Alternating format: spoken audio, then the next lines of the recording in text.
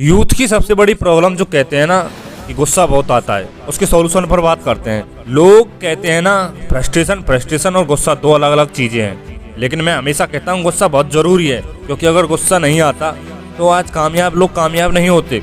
गुस्सा जरूरी है, अपमान जरूरी है, बेइज्जती जरूरी है, तभी आप सीखते हो। एग्जाम्पल देता हूँ मैं आपको। सचिन तेंदुलकर को बकार यूनिस की एक गेंद नाक पर लगती है। सचिन तेंदुलकर गिर जाते हैं, उनको गुस्सा आता है। तब उनकी उम्र लगभग 18 साल की होगी। तब उस टाइम वो खड़े होते हैं और वो कहते हैं कि मैं खेलूंगा। उसके बाद बकार यूनिस की दूसरी बॉल पर छक्का लगा देते हैं। मैं आपको बता दूं, पहली चीज़ गुस्सा चाणक्य को आया था। उसने चंदू नाम के लड़के को, मौर्य के बेटे को चंद्रगुप्त मौर्य बना दिया।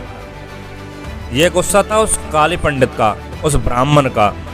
इसी प्रकार गुस्सा आता है, फकीरों को बहुत गुस्सा आता है, इसलिए उनसे सीधे कोई बात नहीं करता, क्योंकि वह सच बोलते हैं। एक दिन चाणक्य ने कहा था कि हर वह इंसान जो सच बोलता है उसको गुस्सा बहुत आता है, क्योंकि अक्सर मैंने झूठों को मुस्कुराते देखा है। तो मज़ेदार चीज़ ये है कि गुस्सा आए तो उसको चैनलाइज कैसे करना है, ये कोई नहीं बताता। सब यह बात करते हैं कि आपका गुस्सा गलत है, आप करें क्या। मैं आपको बता दूं, आप उसको चैनलाइज करो। आपके शरीर की सबसे बड़ी ताकत एक ऐसी चीज़ जहां आपका पूरा शरीर कांप जाता है, जहां आपका पूरा शरीर लाल हो जाए, जहां आपका दिमाग तेज हो जाए, आप उसको चैनलाइज कैसे करते हैं, वही बात मैं आपको बताता हूँ। गुस्सा आए तो 3 चीज़ करो। पहला, अपने आप की ट्रेनिंग करो, दिमाग का और शरीर का कोऑर्डिनेट करने की, कि आप गुस्से को कैसे यूज कर सकते हो अपनी ज़िंदगी में, अपने देश को और अपने घर वालों के लिए कुछ अच्छा करके।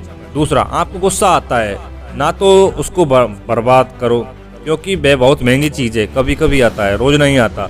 उसको कोशिश करो चैनलाइज करके और अंदर रियलाइजेशन पर डालो। कुछ मत करो जब बहुत गुस्सा आ रहा हो, तो आपको उस समय के लिए आप चुप हो जाओगे ना, उस टाइम मज़ा आ जाएगा।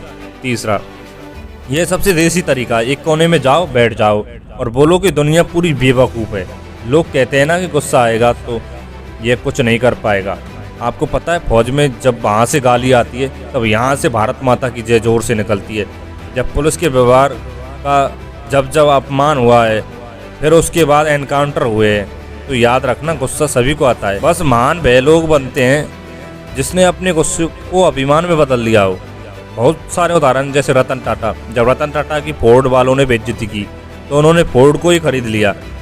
बहुत सारे लेजेंड्स हैं जिनको गुस्सा आया और उन्होंने बदलाव किया, लेकिन गुस्से से दीवार में सर नहीं मारा।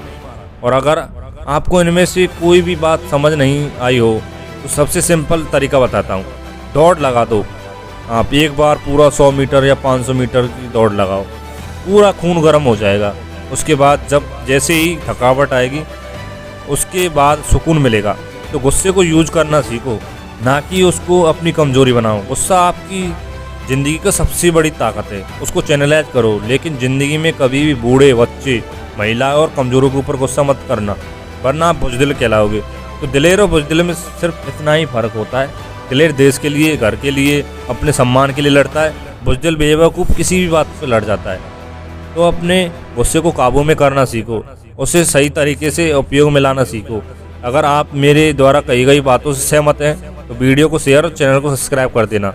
मिलते हैं एक नई सोच के साथ जो आपको आपके लक्ष्य तक ले जाए। सुनते रहिए D2 स्टडी मोटिवेशन।